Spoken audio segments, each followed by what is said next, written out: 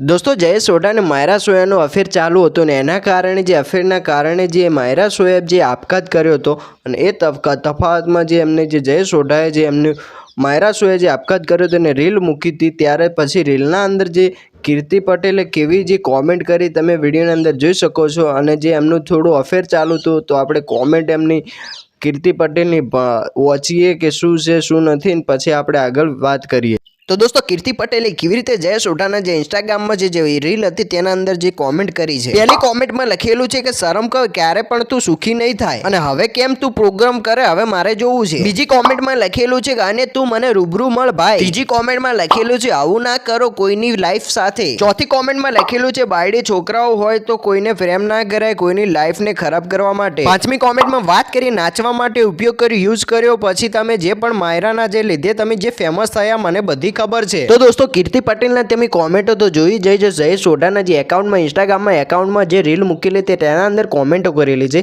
ત્યારે જે કીર્તિ પટેલ જે એમના અંદર કોમેન્ટ કરી છે તમે વિડીયોના અંદર જોયું હશે।